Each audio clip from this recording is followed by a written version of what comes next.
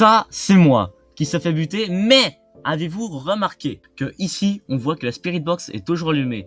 Et oui, aujourd'hui, on fait un guide sur Démonologie, qui est un jeu Roblox, plutôt bien en vrai, qui reprend les bases de Phasmophobia. Bon, comme vous le pouvez voir, ça, c'est tous les types de fantômes. On va apprendre toutes leurs capacités spéciales ou cachées. Et ça, c'est bien intéressant. Je vous conseille de lire le journal très souvent parce que ça peut beaucoup vous aider. Et maintenant, on va enchaîner avec des clips et je vais vous montrer quel fantôme c'est. Ok, maintenant je vais vous montrer un clip où j'affronte un ghoul. Là, je vais pouvoir faire un mini-jeu. Ce sera que vous devez deviner le pourquoi j'ai trouvé que c'était un ghoul. C'est parti.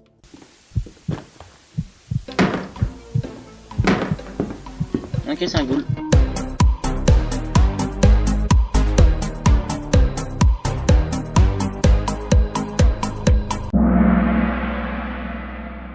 Et oui, bien que très surprenant, le ghoul ne peut pas éteindre les objets électroniques. Moi, mon objet favori pour tester, c'est la Spirit Box, vu que c'est beaucoup plus facile à remarquer. Donc, j'espère que vous avez trouvé. Et maintenant, je vais vous en mettre un autre. Mais celui-là, il est beaucoup plus simple, parce que je l'ai déjà mis sur le Discord.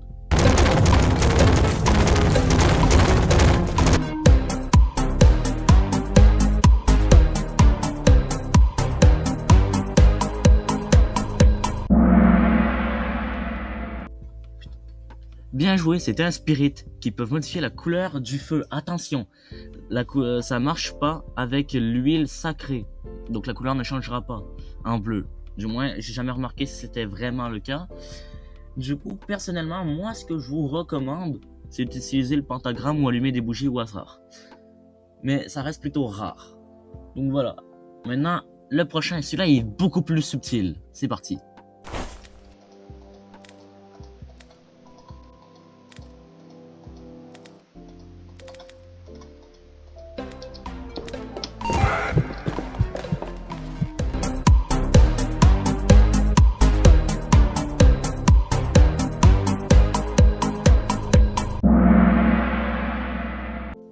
Ouais, c'était un Banshee. Au début de la chasse, il a fait un bruit différent que tous les autres fantômes ne font pas forcément. Donc, portez oreille quand vous jouez, ça peut être très utile pour identifier le fantôme. Par exemple, le Banshee a plus de chances de péter de la vitre que n'importe quel fantôme. Et ils font un bruit différent que les autres fantômes pendant une chasse ou au début. Ce n'est pas dit, c'est juste dit pendant une chasse, mais ça peut être aussi au début comme l'exemple. Donc, allez. Le prochain clip, ça sera un Vex et je vais vous laisser deviner comment je l'ai su. C'est parti. Je retente le lidar. C'est bizarre, hein, il apparaît pas au lidar. Bien, merci. Like to see a magic trick? Ah, il a traversé le mur. Il a traversé le mur. Il a traversé le mur devant moi.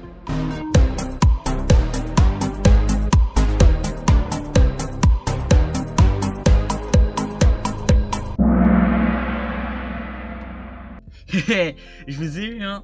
Il est spécial le Vex, il est invisible au lidar, mais peut aussi traverser les murs, ce qui le rend un petit peu plus dangereux, je suppose, c'est un peu logique, quoi. Donc si vous essayez de vous cacher dans une pièce adjacente, il va juste traverser le mur puis vous défoncer. Hein. Donc conseil, partez plutôt loin de sa salle pour vous cacher. Moi, j'ai pas eu de chance, c'était une salle plutôt adjacente, plutôt proche, quoi. Parce que la map, elle a juste une cachette. Mais habituellement, si vous prenez des grandes maps avec plein de cachettes, conseil, allez plutôt loin avant. C'est le meilleur conseil que je peux vous donner. Et donc, voici le petit guide que j'ai pu faire. Le reste, je vais pas vous faire toute la liste de tous les fantômes. Je vous laisse juste lire. C'est un grand conseil. Et jouer beaucoup. Mais beaucoup. Allez, c'était moi sur Switch au bail. La vidéo a duré à peine 3 minutes. Moi, elle a duré 3 heures. Allez.